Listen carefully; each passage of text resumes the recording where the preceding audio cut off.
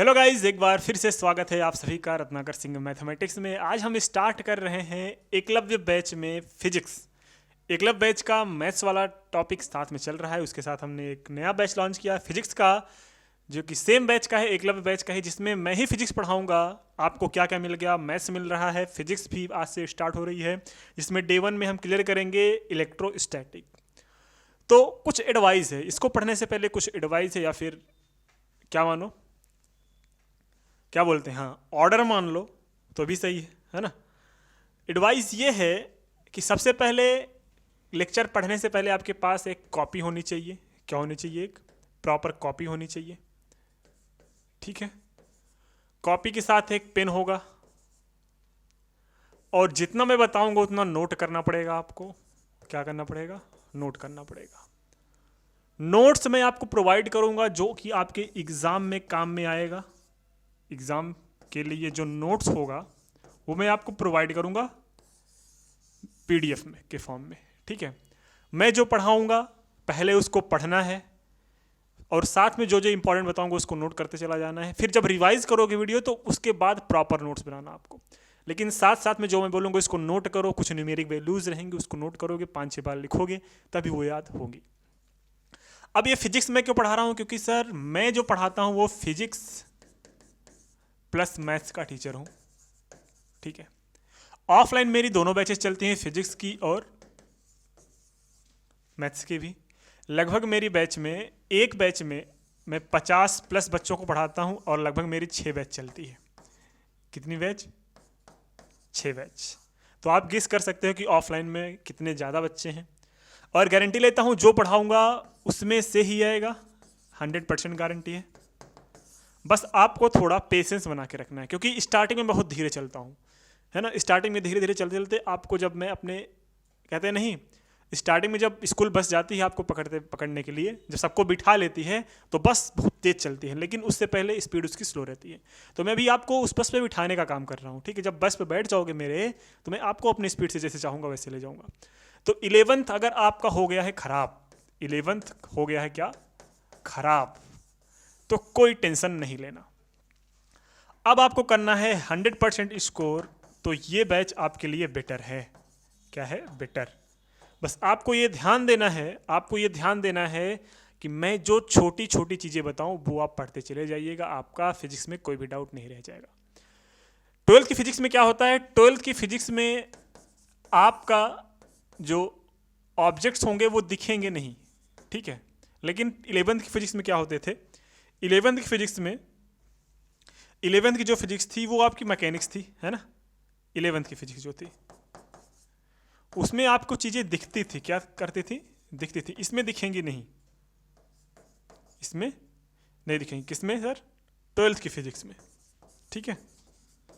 तो आप पेशेंस बना के रखिएगा। इसमें इमेजिनेशन बहुत बड़ा रोल करता है। इसमें जो आपका इमेजिनेशन है, मतलब इमेजिन पावर जो है, कि मैं बोलूँगा लेट कोई इलेक्ट्रॉन जा रहा है तो आपको जाना पड़ेगा, उसको आपको लेट करना पड़ेगा, और आपको अंदर विजुअलाइज करने की क्षमता होनी चाहिए, तब आप 12th की फिजिक्स अच्छी तरीके से समझ सकते हो। तो वैसे भी आइंस्टाइन ने कहा है कि visualisation is the backbone of physics, ठीक है। Visualisation is the backbone of physics. मतलब अगर आपको फिजिक्स पढ़ना है तो उसके लिए आपको विजुअलाइजेशन आना चाहिए। अब बिना विजुअलाइजेशन के अगर फिजिक्स पढ़ रहे हो तो आपको कतई नहीं समझ में आ रही है वो चीज़ें।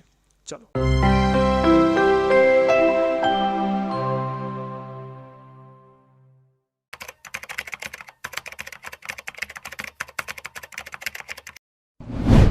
तो चलिए, सबसे पहला चैप्टर जो होने वाला है आज, जो होने वाला है, हम डिस्कस जो करेंगे उसका नाम है इलेक्ट्रोस्टैटिक।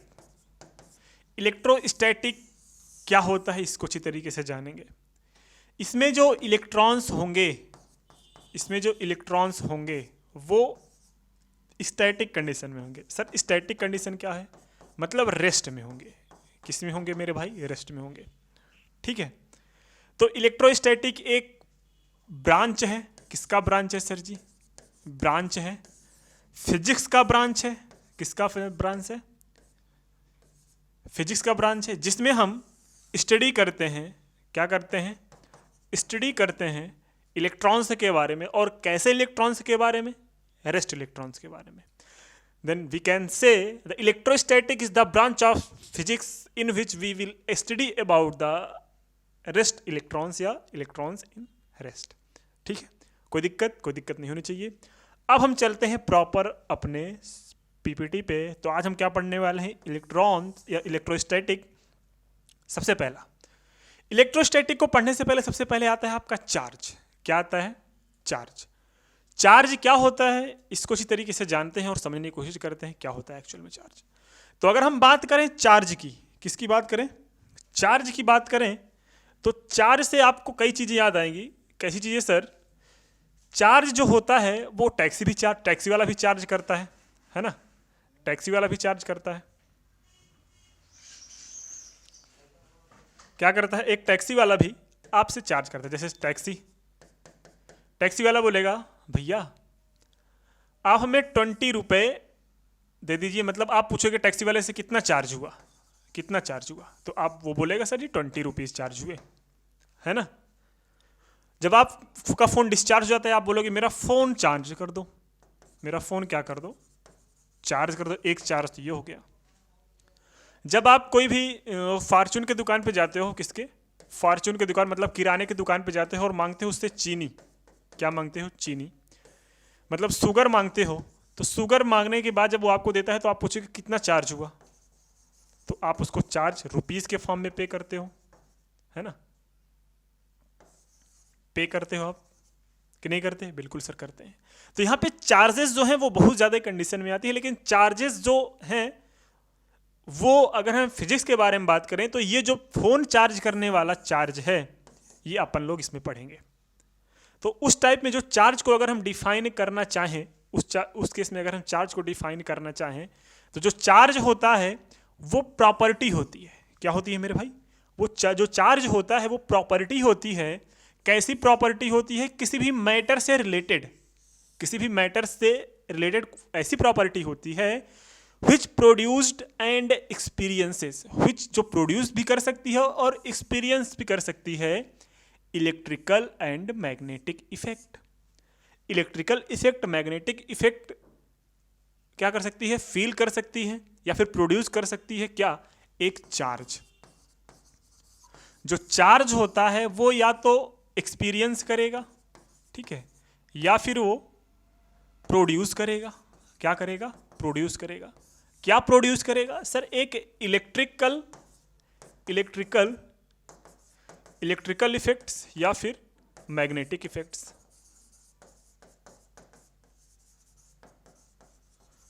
तो फिर से देख लो, चार्ज अगर हमारी भाषा में जानना चाहोगे तो चार्ज जो होता है वो एक इंट्रिंसिक प्रॉपर्टी होती है जिसकी वजह से वो क्या क्या करता है, एक इलेक्ट्रिकल और मैग्नेटिक इफेक्ट शो करता है.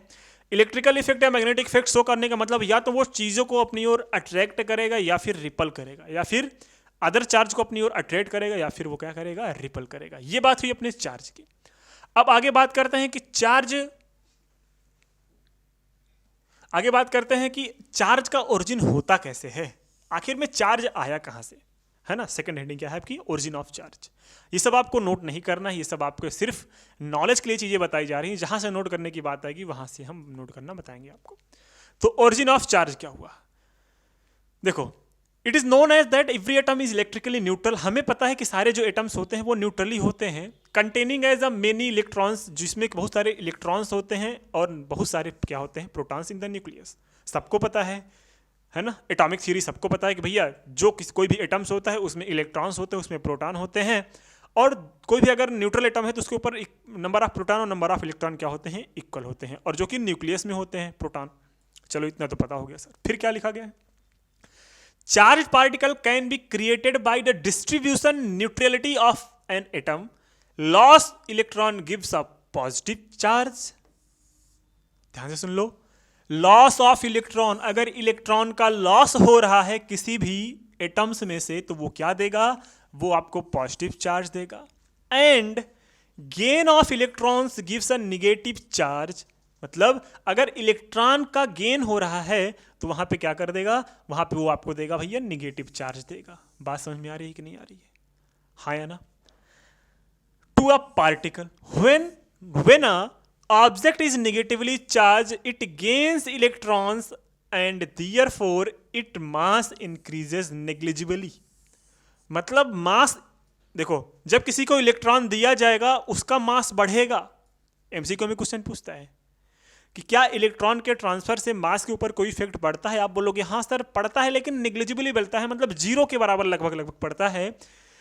मतलब यही दिया गया है, अगर इसी किसी बॉडी के ऊपर इलेक्ट्रॉन ट्रांसफर किया जाता है तो उस पर नंबर ऑफ इलेक्ट्रॉन अगर बढ़े, एटम्स में नंबर ऑफ इलेक्ट्रॉन अगर बढ़े तो उसका मास भी नेग्लिजिबली बढ़ेगा। Similarly on charge a body with a positive electricity its mass decreases. देखो अब मैं आपको सारा का सारा क्या समझा रहा हूं, समरी समझा रहा हूं, ध्यान से देख लेना, इसमें आपको कोई दिक्कत नहीं होने वाली है। आपको पता है, आपको क्या पता है सर? आपको ये पता है कि कोई भी बॉडी जो होता है उसके बीच में प्रोटॉन होते हैं, बीच में क्या होते हैं? न्यूक्लियस जिसको बोलते हैं। न्यूक्लियस में क्या होते हैं मेरे भाई? होते हैं प्रोटॉन। ठीक, न्यूक्लियस में होता है आपका क्या? प्रोटॉन। तो न्यूक्लियस में हो गए आपके प्रोटॉन। ठीक है, चलो यहां पे हम बॉल्स भराते हैं थोड़ा थोड़ा तो आपको साफ साफ दिखाई देगा। ठीक है, तो ये हुआ आपका प्रोटॉन, मतलब पॉजिटिव चार्ज जो है वो सारे प्रोटॉन है, और किनारे किनारे जो है वो निगेटिव चार्ज है। 3 6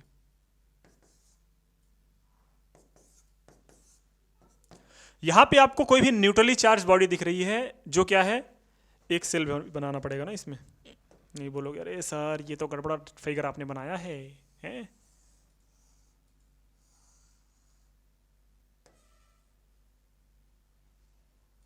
एक बड़ा सेल है, उसमें किनारे किनारे क्या कर रहे हैं? सारे इलेक्ट्रॉन्स जो है वो मोशन कर रहे हैं। ये जो निगेटिव है, निगेटिव मतलब क्या है? निगेटिव मतलब यहाँ पे कुछ नहीं, निगेटिव मतलब यहाँ पे है आपका इलेक्ट्रॉन्स, और यहाँ पे जो पॉजिटिव है इसका मतलब है प्रोटॉन।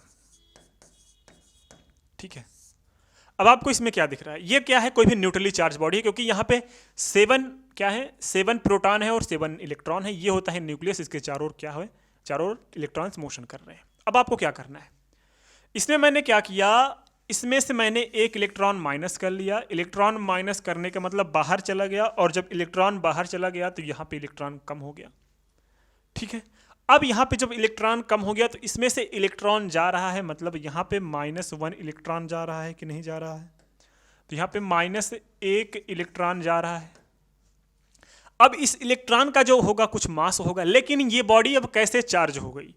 अगर मैं इलेक्ट्रॉन निकाल के इस पे बात करूं तो इस बॉडी अब कैसे चार्ज हो गई? जब मैं इलेक्ट्रॉन इसमें से निकाल रहा हूं, मतलब डिक्रीजिंग ऑफ, या फिर बोल दें तो गेनिंग ऑफ प्रोटॉन हो रहा है, गेनिंग ऑफ प्रोटॉन, है ना?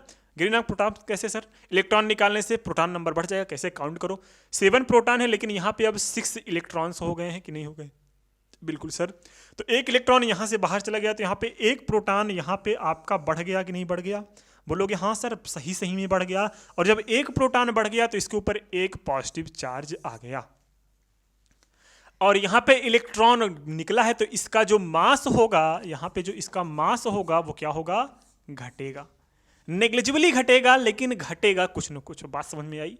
अब इसी का उल्टा क्या होता है? इसी का उल्टा मैं बोल दूं, इसी का उल्टा सर, जब यहाँ पे क्या, जब यहाँ पे एक क्या हो, एक और एटम हो, यहाँ पे एक और एटम हो। ठीक है, जब यहाँ पे एक और एटम हो और उसमें यही बातें हो, कैसी बातें सर? बीच में वही सारे इलेक्ट्रॉन्स प्रोटॉन्स हैं,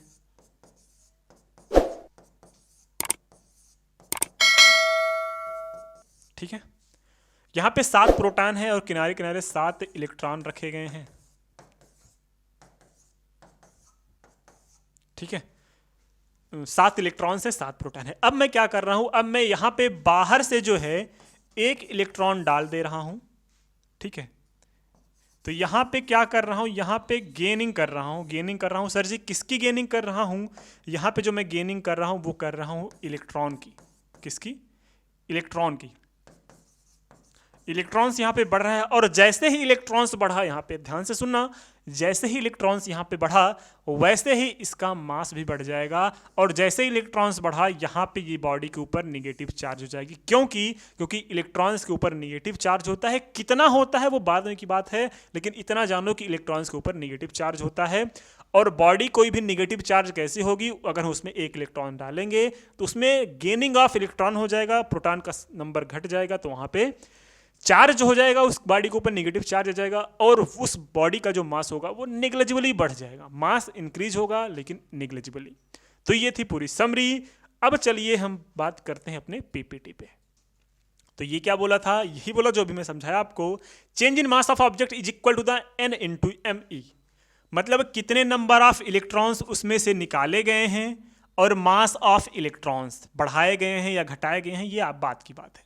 अगर इलेक्ट्रॉन्स निकाले गए हैं तो उसमें माइनस निकालेंगे, और अगर इलेक्ट्रॉन बढ़ाए गएंगे तो mass of electron multiplied by कितने इलेक्ट्रॉन किए गए हैं तो उसका हम सॉल्व कर लेंगे।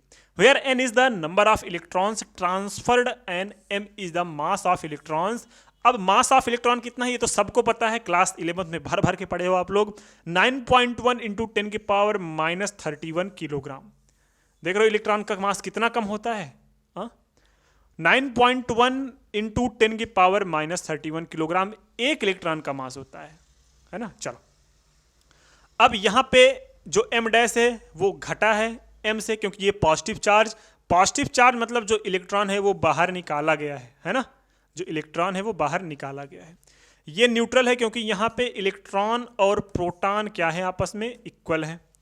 इसमें इलेक्ट्रॉन्स क्या हैं, इलेक्ट्रॉन्स इसमें डाला गया है। जब इलेक्ट्रॉन्स डाला गया है तो इसका मास बढ़ेगा, इसलिए लिखा गया है जो मास बाद में चेंज हुआ वो ग्रेटर देन प्रीवियस वाले मास से। बात समझ में आ रही है कि नहीं आ रही? आप बोलोगे बिल्कुल सही है सर, एकदम बातें क्लियर होती चली जा रही हैं।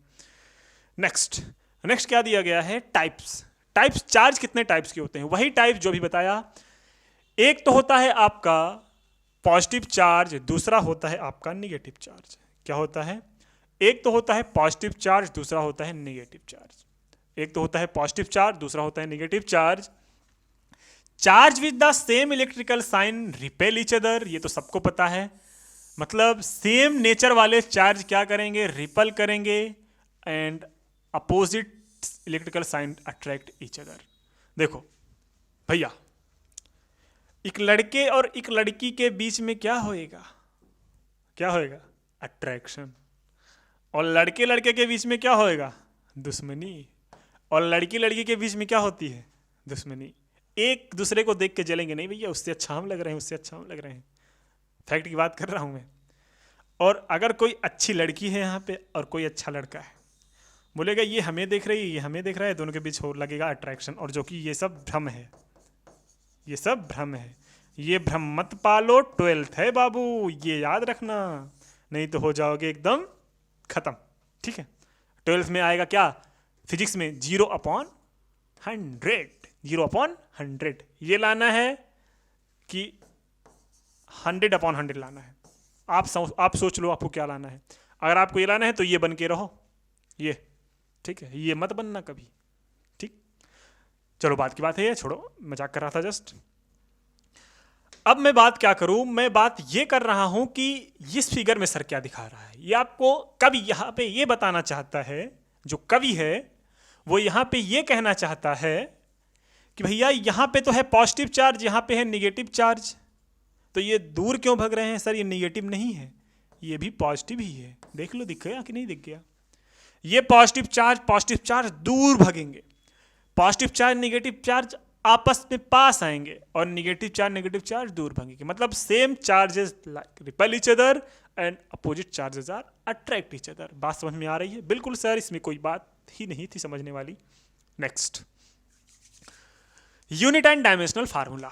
अब चार्ज जो पढ़े तो उसकी यूनिट ना पढ़े और उसका डायमेंशनल फार्मूला पढ़े, तब तो ये तो अधूरा रह जाएगा, है ना, समझ रहे हो?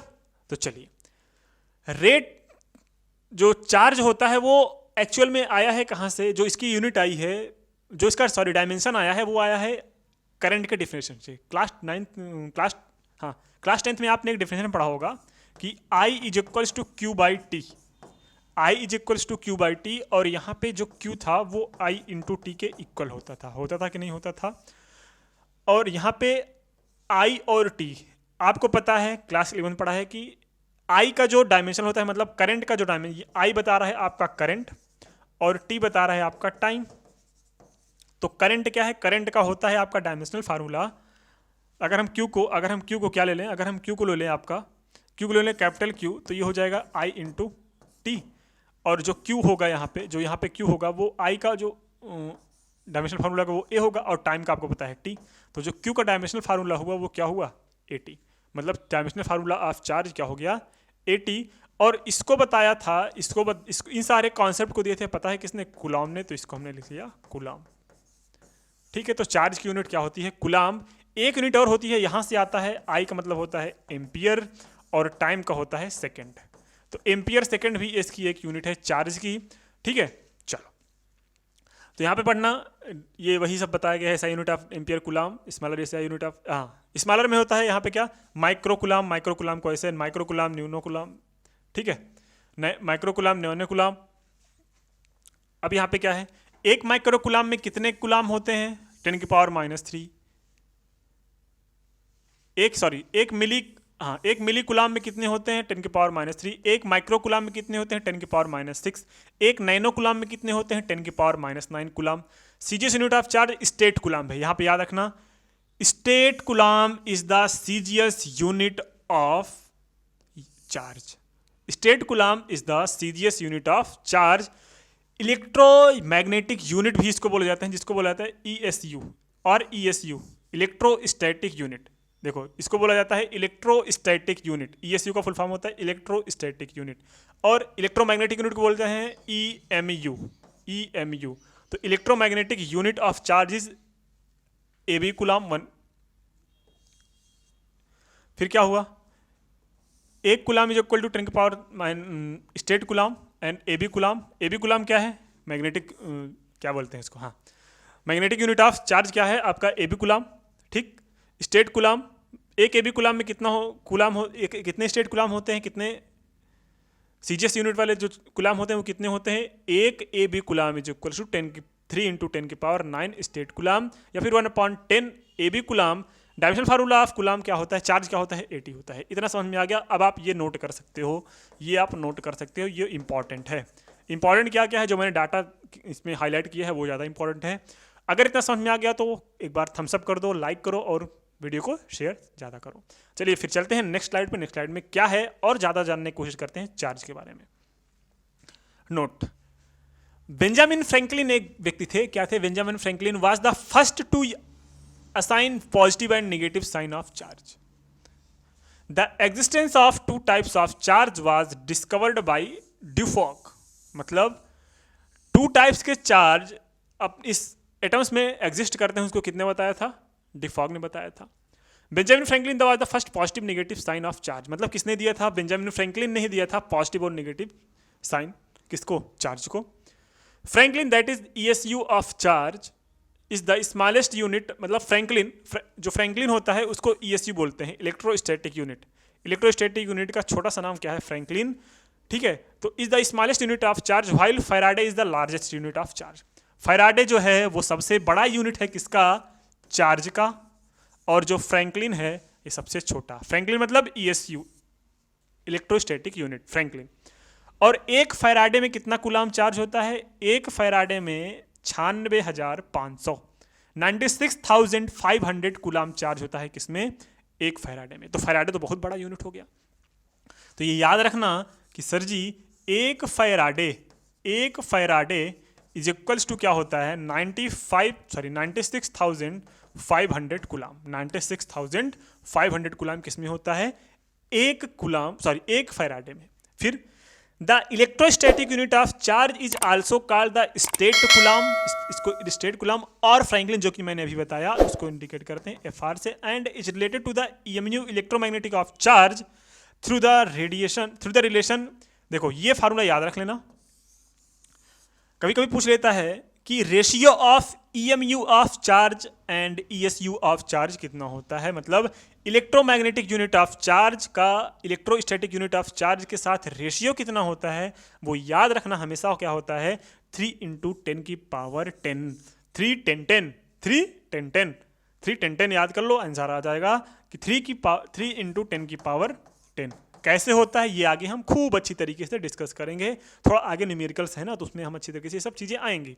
लेकिन अभी याद रख लो कि EMU upon ESU, MU upon SU, MU upon SU, MU upon SU, क्या फिर से याद कर लो, MU upon SU is equals to 300 10 10, 3 × 10 10 याद कर लो, MU upon SU 3 10 10, MU upon SU 3 10 10। बात समझ में आ रही है कि नहीं आ रही है? अरे बोल तो भैया, मजा आ रहा है पढ़ने में? बिल्कुल मजा आ रहा होगा, क्योंकि इतना आसान हमने कभी पढ़ा ही नहीं था, है ना। चलो, पॉइंट चार्ज क्या है? ये पॉइंट चार्ज आपको बार बार मिलेगा इलेक्ट्रोस्टैटिक में, या फिर पूरे इस मतलब जब तक इलेक्ट्रोस्टैटिक या फिर इलेक्ट्रोमैग्नेटिक पढ़ोगे तब तक आपको पॉइंट चार्ज मिलेंगे, ठीक है। ए फाइनाइट साइज बॉडी में behave like a point charge if it produced an inverse square electric field. For example, an isolated charge sphere behave like a point charge at very large distance as well as very distance close to its surface. A finite size body may behave like a point charge. मतलब कोई भी body जिसको आप major कर सकते हो, finite distance, finite size मतलब जिसको आप माप सकते हो, वो बॉडी हमेशा क्या करती है, एक पॉइंट चार्ज की तरह बिहेव करेगी। बिकॉज यदि कब करेगी, if it produces N inverse square electric field. Inverse square electric field क्या है? इनवर्स स्क्वायर इलेक्ट्रिक फील्ड ये क्या हुआ सर? देखो, इसका मतलब कि वो अपने अंदर से इलेक्ट्रिक फील्ड भेज रही है। क्या कर रही है?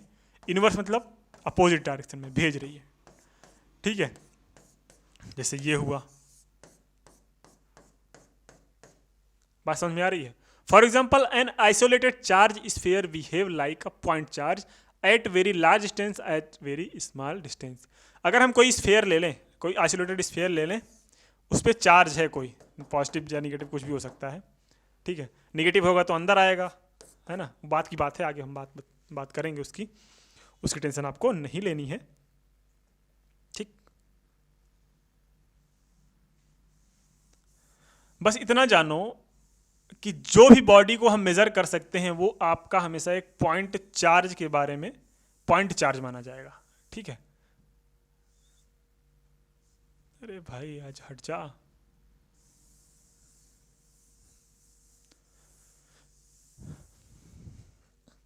नेक्स्ट, चलिए अब हम डिस्कस करते हैं प्रॉपर्टी ऑफ चार्ज। किसकी प्रॉपर्टी? Property of charge. सबसे पहली प्रॉपर्टी क्या होती है? सबसे पहली प्रॉपर्टी होती है कि चार्ज इज ट्रांसफर, मतलब चार्ज ट्रांसफरेबल। मतलब क्या? इसका मतलब क्या है सर? जो चार्ज होता है उसको हम क्या कर सकते हैं? ट्रांसफर कर सकते हैं। क्या कर सकते हैं? ट्रांसफर कर सकते हैं। सर कैसे ट्रांसफर करते हैं? सपोज दैट कोई बॉडी ए है, ये कोई बॉडी बी है, ठीक है। इस बॉडी के ऊपर 4 इलेक्ट्रॉन माइनस का चार्ज है और ये बॉडी क्या है? न्यूट्रल है। क्या है? न्यूट्रल है। हमने इसको एक वायर के थ्रू इसको कनेक्ट कर दिया, तो अब क्या होगा? ये जो 4 इलेक्ट्रॉन है, ये चार्ज बॉडी है, इस चार्ज को हम बॉडी ए में ट्रांसफर कर रहे हैं। किसके थ्रू? एक कंडक्टर के थ्रू। अब क्या हो जाएगा? अब जो चार्ज होगा इसके ऊपर 2 इलेक्ट्रॉन हो जाएगा और इसके ऊपर भी 2 इलेक्ट्रॉन हो जाएंगे। मीन्स तब तक चार्ज का ट्रांसफर होता रहेगा जब तक दोनों बॉडी में चार्ज क्या ना हो जाए, चार्ज दोनों में इक्वल ना हो जाए। तो वही लिखा गया है, if a charge body is put on the contact with an uncharged body become charged due to the transfer of electrons from one body to other. ये हुआ चार्ज की पहली प्रॉपर्टी। सेकेंड प्रॉपर्टी क्या होती है कि सेकेंड प्रॉपर्टी क्या होती है? ध्यान से देख लो। सेकेंड प्रॉपर्टी होती है कि charge is always associated with mass. Charge is always associated with mass, मतलब ये बोलना चाह रहे हैं कि भैया ये जो चार्ज होता है वहां पे मास पक्का पाया जाएगा। मतलब हमेशा चार्ज के साथ साथ मास वेरी करता है, मास साथ में रहता है। लेकिन एक चीज मैं और बता दूं कि ये जरूरी नहीं कि ये जरूरी नहीं कि जहाँ पे मास हो वहाँ पे चार्ज भी हो। जहाँ पे मास हो वहाँ पे चार्ज हो भी सकता है और नहीं भी हो सकता है, लेकिन जहाँ पे चार्ज है, जहाँ पे चार्ज है वहाँ पे मास कंपलसरी होगा ही। ठीक है, लाइक एग्जाम्पल जैसे हमने दिखाया था, आपको एग्जाम्पल दिखाया था कि एक बॉडी है, इसके ऊपर हमने 4 इलेक्ट्रॉन दिया तो इसके ऊपर 4 इलेक्ट्रॉन माइनस हो गया और इसका मास क्या हो जाएगा, बढ़ जाएगा। अब सपोज दैट हम क्या ले गए, दुकान से एक शुगर लेने गए किसी भी शॉप से, तो शुगर लेके आए हैं, शुगर में मास तो है लेकिन उसके ऊपर चार्ज नहीं है। तो हम ये नहीं कह सकते कि जहाँ पे मास होगा वहाँ पे चार्ज होगा ना, हम ये जरूर कह सकते हैं कि भैया जहाँ पे चार्ज होगा वहाँ पे मास में वेरिएशन होगा, या फिर वो घटेगा या फिर बढ़ेगा, मतलब मास ना कहीं उससे रिलेटेड होगा, एसोसिएटेड होगा। बात समझ में आ रही है? तो वही लिखा गया है, charge can not exist without mass though mass can exist without charge. It is clear और नॉट? आप बोलोगे हाँ सर, यहां तक बातें तो एकदम साफ साफ क्लियर हो रही हैं। फिर आता है नेक्स्ट है चार्ज इज कंजर्व्ड। सीधी सीधी बात, इन सब के ऊपर आपको ध्यान नहीं देना है, बस मैं जो बता रहा हूं उसके ऊपर ध्यान दे दोगे, काम बन जाएगा अपना, है ना। Charge is conserved, charge is conserved का मतलब क्या है मेरे भाई, कि चार्ज जो है, चार्ज को हम नाइदर बी क्रिएटेड,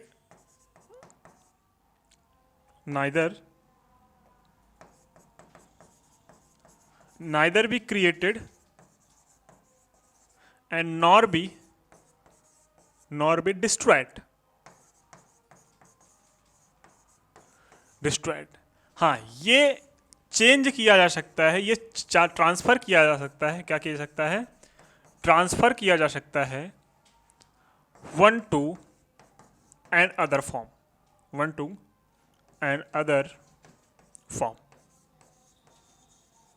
बात समझ में आ रही है कि नहीं आ रही है? सर ये कैसे हुआ, एग्जाम्पल देके बताता हूं मैं।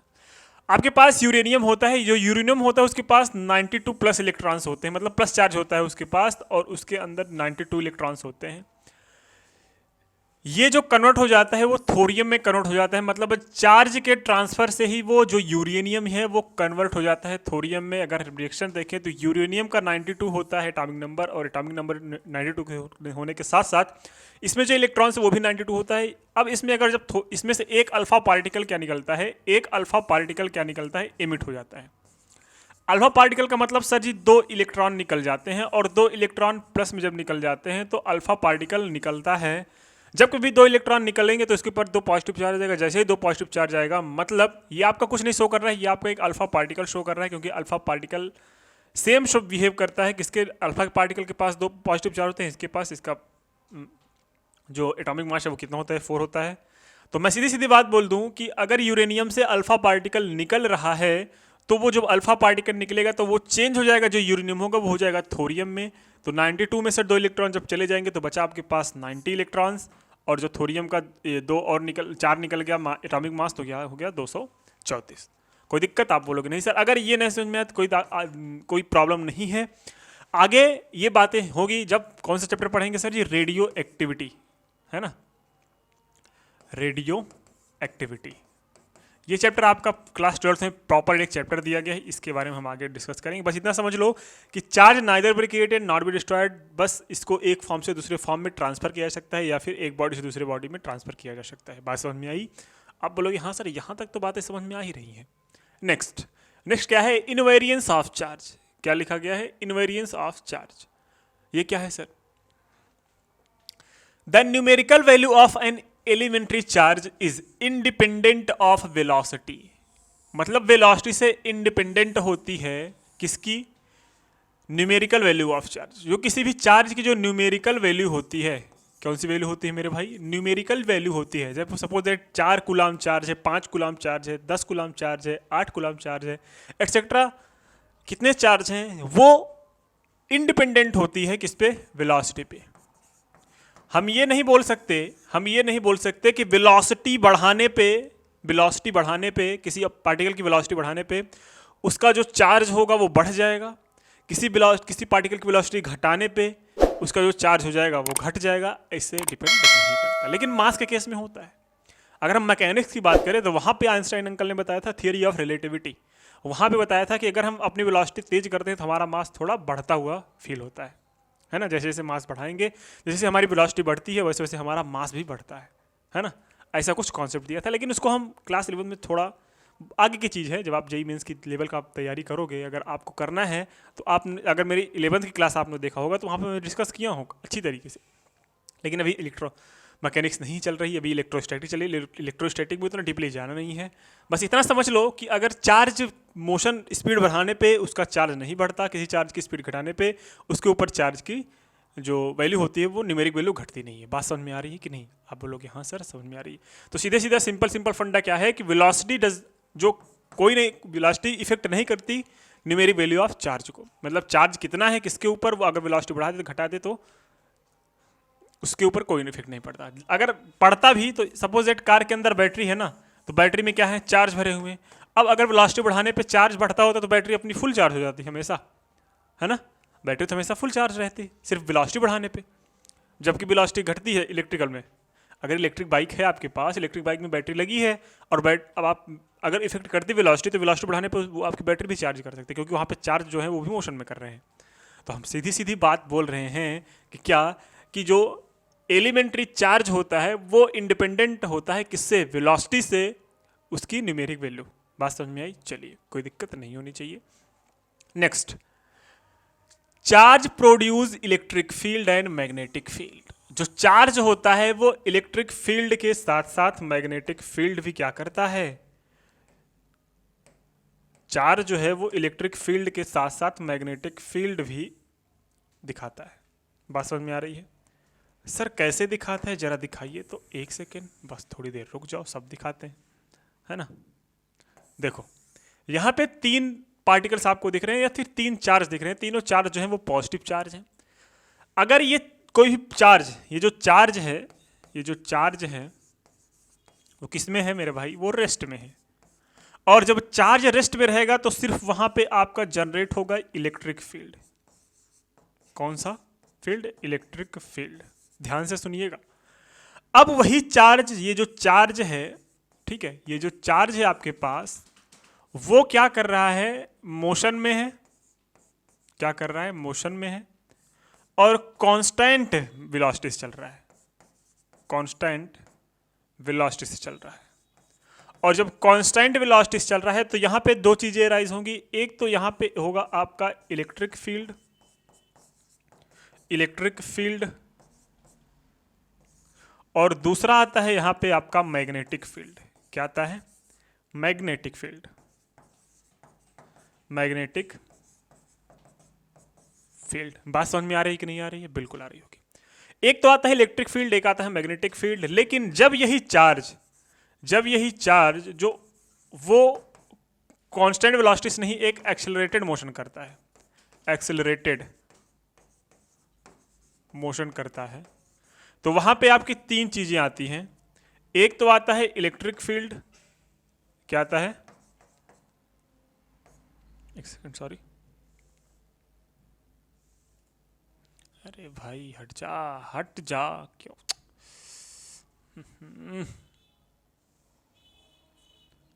एक तो आता है इलेक्ट्रिक फील्ड, दूसरा आता है मैग्नेटिक फील्ड,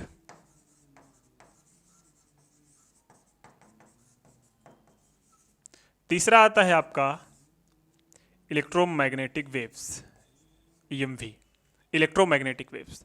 ये आप लास्ट में पढ़ेंगे, ये आप इस चैप्टर के बाद पढ़ेंगे, और ये अभी हम पढ़ रहे हैं। बात समझ में आई? तो यहाँ पे चार्ज की जितनी कंडीशन हुई, तो तीनों कंडीशन के हिसाब से आपके 3 एप्लीकेशन बनेंगे। जब चार्ज रेस्ट होगा उसके बारे में पढ़ेंगे, जब चार्ज मोशन करेगा उसके बारे में पढ़ेंगे, जब चार्ज एक्सेलरेटेड मोशन करेगा उसके बारे में पढ़ेंगे।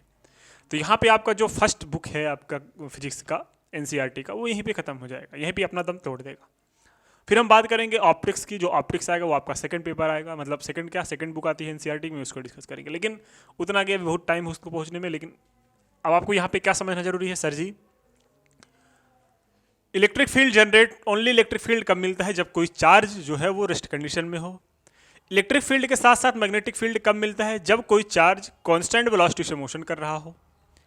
इलेक्ट्रिक फील्ड के साथ साथ मैग्नेटिक फील्ड और इलेक्ट्रोमैग्नेटिक वेव कब निकलता है, जब कोई भी चार्ज एक्सेलरेटेड मोशन कर रहा हो। यहां तक बात समझ में आई कि नहीं आई? पक्का? कोई दिक्कत नहीं होनी चाहिए। बात समझ में आ गई? Okay. Charge reside on the surface of the conductor. अब ये क्या बोलना चाहते हैं? ये बोलना चाहते हैं कि भैया जो चार्ज होता है, ठीक है, वो किसी भी बॉडी के सरफेस पे होता है, ना कि पूरे बॉडी के अंदर होता है। मतलब अगर कोई बॉडी स्फेरिकल शेप के है तो उसके सरफेस पे होगा, ना कि उस बॉडी के अंदर। ये क्यों होता है सर? इसका रीज़न बताते हैं, इसका रीज़न भी बताते हैं हम, ठीक है। इसके सरफेस पे ही चार्ज इक्वली डिस्ट्रीब्यूट होगा। बात समझ में आ रही है? क्यों होगा? ध्यान से देखो। सपोज दैट कोई भी बॉडी है, ठीक है, वो बॉडी किस शेप की है? सर्कुलर शेप की है। कोई बॉडी क्या है? सर्कुलर शेप की है। इसके ऊपर 10 इलेक्ट्रॉन माइनस का चार्ज है, 10 इलेक्ट्रॉन के जितना माइनस चार्ज है। तो 10 इलेक्ट्रॉन सपोज स्टार्टिंग में कहाँ रहे होंगे? स्टार्टिंग में सर इसके अंदर रहे होंगे, है ना? इसके अंदर ही तो रहे होंगे।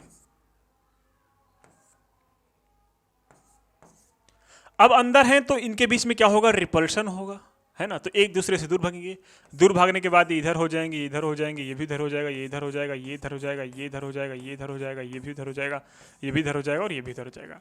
अब सारे चार्ज जाके जहां तक कंडक्टर है वहां के लास्ट सरफेस पे जाके बैठ जाएंगे, क्योंकि उससे दूर वो जा ही नहीं सकते, है ना? तो अब ये सारे इलेक्ट्रॉन कहाँ पे आ जाएंगे? ये सारे माइनस चार्ज जो हैं वो यहाँ पे आते चले जाएंगे। बात समझ में आई कि नहीं आई? बिल्कुल आ गई होगी सर। यही तो हम आपको समझाना चाहते हैं कि मतलब वो जो चार्ज होते हैं वो आपस में रिपल्शन के कारण किसी सरफेस पे आके डिस्ट्रीब्यूट हो जाते हैं इक्वली में। कोई दिक्कत? कोई भी सरफेस होगा, उस बॉडी, कोई भी किसी भी बॉडी का सरफेस होगा, उस बॉडी के अंदर चार्ज नहीं पाया जाता, उसके सरफेस पे ही जो चार्ज होता है वो टोटल बैठा रहता है वहीं पे जाके। कोई दिक्कत? कोई दिक्कत नहीं होनी चाहिए। यहाँ तक समझ में आ गया? इसका सीधा सीधा एग्जाम्पल है आपका जो सॉप बबल्स होता है। क्या? Shop bubbles. जो सॉप बबल होता है उसका क्या लॉजिक है सर?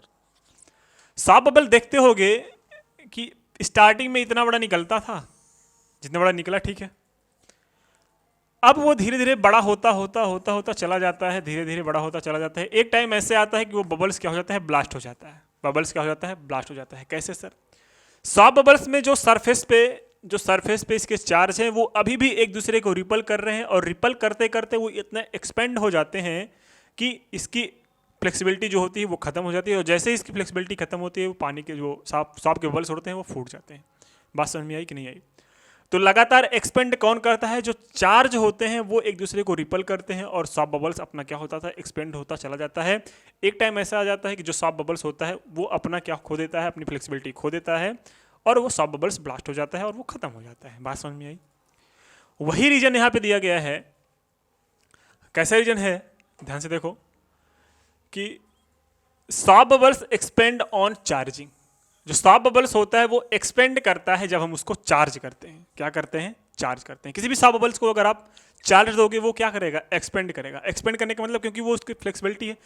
स्टार्टिंग में देखो जब निकलता है तो सेम शेप का रहता है। सपोज दैट उसको चार्ज कर दो अगर सॉप बबल्स को, वो क्या करेगा? वो एक्सपेंड करेगा। क्यों एक्सपेंड करेगा? क्योंकि उसके सरफेस पे जो चार्ज हैं वो एक दूसरे को रिपल करेंगे, और रिपल करके दूर जाएंगे तो वो सरफेस को भी अपने साथ लेके चले जाएंगे, क्योंकि उसका सरफेस जो है वो फ्लेक्सिबल है।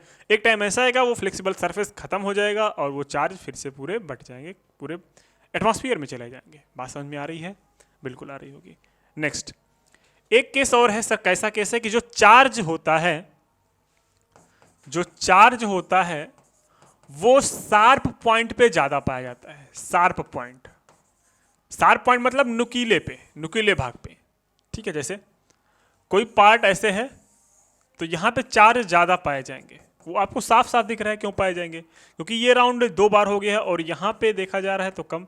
अब ये सरफेस इतनी बार सेम हो गया है ना, तो यहाँ पे देखो इतने दूर में जो चार्ज होते हैं वो मैक्सिमम पाए जाते हैं, है ना।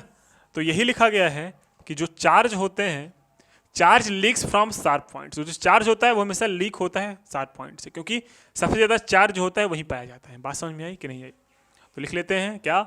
इन case of conducting body no doubt charge reside on the outer surface. If surface is uniform the charge distribute uniformly like this on the surface, and for irregular surface the distribution of charge, that is charge density, is not uniform.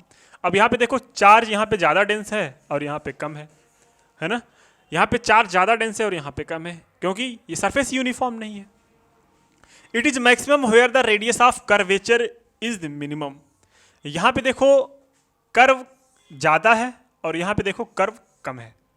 Radius of curvature यहाँ पे कम है क्योंकि यहाँ पे radius of curvature ज़्यादा होगा, यहाँ पे रेडियस ऑफ कर्वेचर देखो कितना कम है, कितना ज़्यादा कर्व है, तो जितना ज़्यादा कर्व होगा उतना कम रेडियस ऑफ कर्वेचर होगा।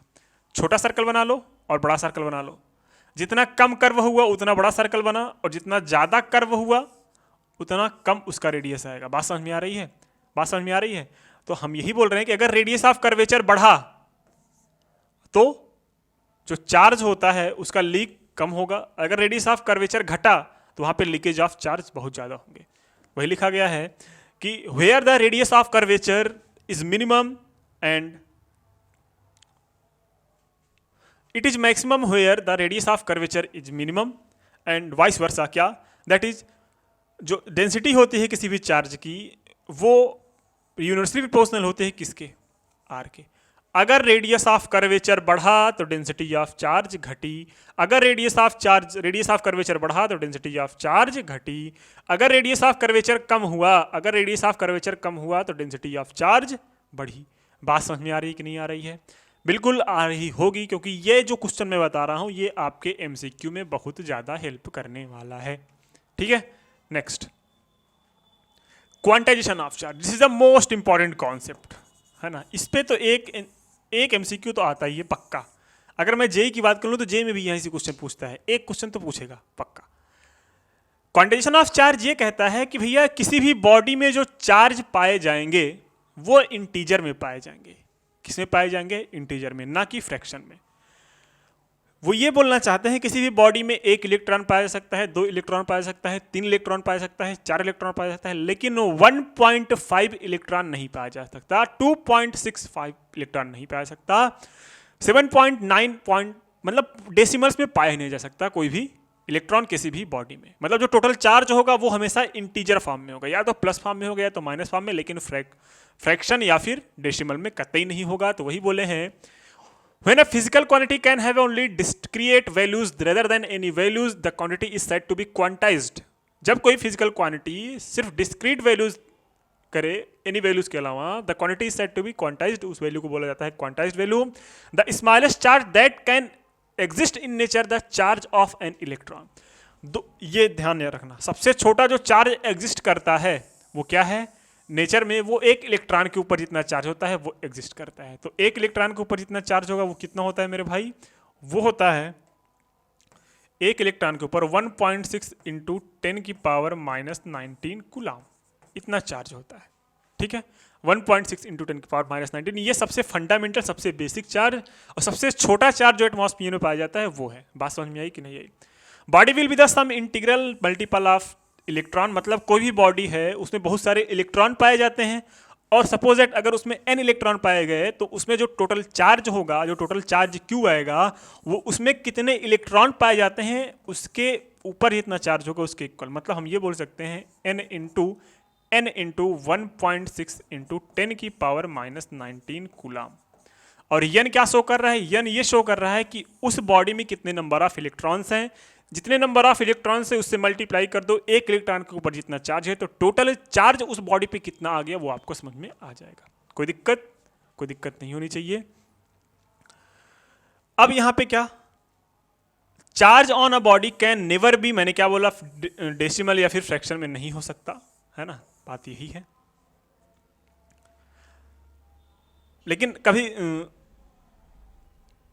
एक पार्टिकल होता है, आपको एक चीज बता दूं, एक पार्टिकल जिसका नाम है क्वार्ट्ज।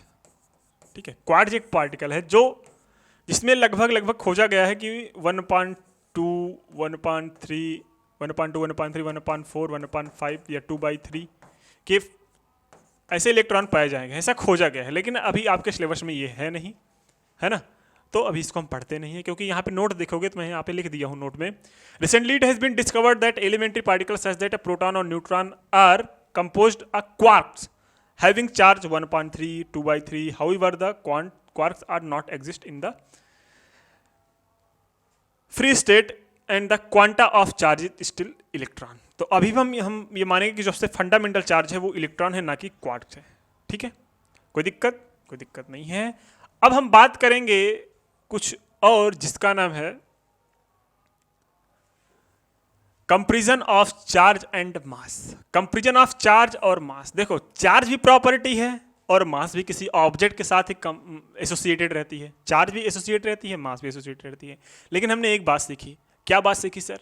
जहां पे चार्ज रहेगा वहां पे मास रहेगा, लेकिन हम ये नहीं कह सकते जहां पे मास हो वहां पे चार्ज हो। यहीं पे आपको थोड़ी बहुत जिक्र हो जाएगी किसकी, थ्योरी ऑफ रिलेटिविटी की, जहां पे मैं बताऊंगा कि मास वेलोसिटी बढ़ाने पे कैसे आपका मास बढ़ता है। चलिए स्टार्ट करते हैं। अगर हम बात करें चार्ज की, तो चार्ज होता है चार electric charge can B positive, negative और जीरो। जो इलेक्ट्रिक चार्ज होता है वो पॉजिटिव हो सकता है, निगेटिव हो सकता है और जीरो भी हो सकता है। मास of a body is a positive, हमेशा जो मास होता है वो किसी बॉडी का पॉजिटिव होता है, हमेशा क्या हो सकता है, पॉजिटिव होता है, नेगेटिव होता ही नहीं है।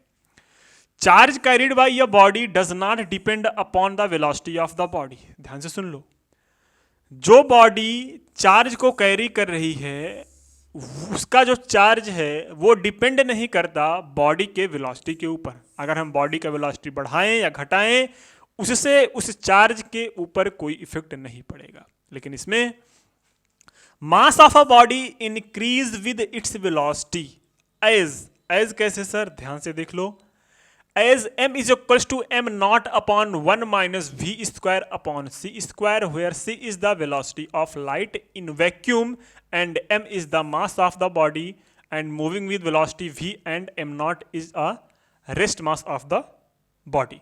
बात समझ में आ गई? एक सेकेंड होल्ड करिएगा।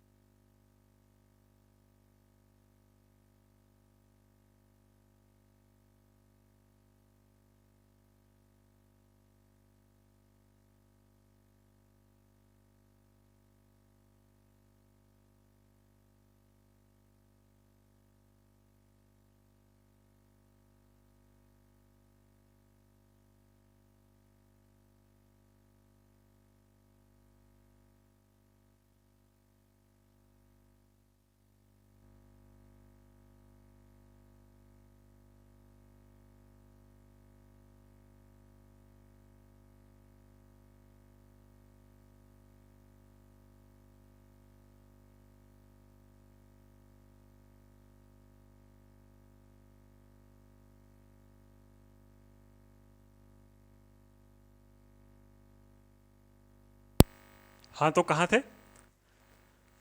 m is equal to m not 1 minus V square upon C square, where c is the velocity of light. ये जो c है वो वेलोसिटी ऑफ लाइट बता रही है इन वैक्यूम में। m is the mass of the velocity moving with the velocity v। Okay कोई नहीं। m not is the rest mass of the body. देखो रेस्ट में कितना मास था बॉडी का वो m नॉट है। आपकी वेलोसिटी कितनी बढ़ रही है वो ये है, और वेलोसिटी ऑफ लाइट 3 इंटू 10 की पावर 8 होता है, वो हम यहाँ पे वैल्यू रख लेंगे। तो यहाँ पे देख रहे हो m नॉट जो है ये लगभग क्या है, 1 में से कम हो रहा है। 1 में से कम हो रहा है मतलब अगर किसी बड़ी चीज़ को छोटी चीज़ से डिवाइड करें तो वैल्यू चीज़ बढ़ेगी, है ना, कुछ ना कुछ तो पार्ट बढ़ेगा। तो नया जो मास आएगा वो कुछ ना कुछ तो आएगा, है ना। तो यहाँ पे ये पता चल रहा है कि किसी ऑब्जेक्ट का जो मास होगा अगर उसकी वेलोसिटी बढ़ाएं तो उसका जो मास होगा वो बढ़ेगा। बात समझ में आ रही है? चलो नेक्स्ट। चार्ज जो है वो क्वांटाइज्ड है लेकिन मास क्वांटाइज्ड नहीं है। क्वांटाइज्ड चार्ज क्या हो गया है? The condition of mass at to be established, मतलब ये एस्टेब्लिश्ड किया गया है, अभी तो नहीं होना बाकी है, ठीक है। Electric charge is always conserved. Electric charge हम जो होता है वो हमेशा कंजर्व्ड होता है। मास जो होता है वो नॉट कंजर्व्ड होता है। It can be changed into energy and vice versa. Energy को आपको पता है कि हम मास को एनर्जी में कन्वर्ट कर सकते हैं और एनर्जी को मास में। कैसे सर? आइंस्टाइन ने एक थियरी दी थी, E is equals to mc square, है ना। तो मास जो हो रहा है चेंज वो एनर्जी में भी हो सकता है और एनर्जी जो हो रहा है वो मास में भी हो रहा है। लेकिन इस फार्मूले को देने के बाद आइंस्टाइन अंकल बीमार होने लगे थे, क्योंकि इसी एप्लीकेशन का जो यूज़ होता वो जर्मनी में जब नागासाकी का अटैक हुआ था उस टाइम। बात समझ रहे हो? तो उसके बाद इन्होंने ये बीमार होने लगे। सबसे ज़्यादा पश्चाताप इनको इसी फार्मूले पे हुआ था, अपने आइंस्टाइन अंकल को। सोचो, ये बोले कि हम अपने ज़िंदगी का सबसे खराब जो फार्मूला डिस्कवर किए हैं यही है, E is equals to mc square. Next आता है force between charge can be attractive और repulsive according to the charge unlike. और ये चार्ज के ऊपर डिपेंड करता है कि उसके ऊपर उसके बीच में रिपल्सिव फोर्स होगा कि अट्रैक्टिव फोर्स होगा, ये चार्ज के ऊपर डिपेंड करता है। लेकिन मास के बीच में क्या हो सकता है? टू मास के बीच में हमेशा ग्रेविटेशनल फोर्स लग रहा है, ना कि इलेक्ट्रोस्टैटिक फोर्स लगता है। बात समझ में आई कि नहीं आई? इतना क्लियर हो गया होगा। अब हम बात करेंगे मेथड्स ऑफ चार्जिंग की नेक्स्ट क्लास में। तो आई होप आपको क्लासेस अच्छी लगी होंगी। ओके, ठीक है। तो क्लासेस कैसे लगी कमेंट सेक्शन में जरूर बताया करिए। अगर वीडियो अच्छी लगी हो तो भाई दोस्तों के साथ जरूर शेयर करें।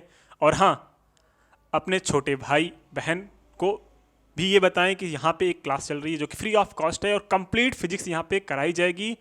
किस चैनल पे? रत्नाकर सिंह मैथमेटिक्स पे। और हाँ, जो बच्चे 9th या 10th में हो तो उसके लिए एक दूसरा यूट्यूब चैनल है जिसका नाम है RN एजुकेशन फाउंडेशन।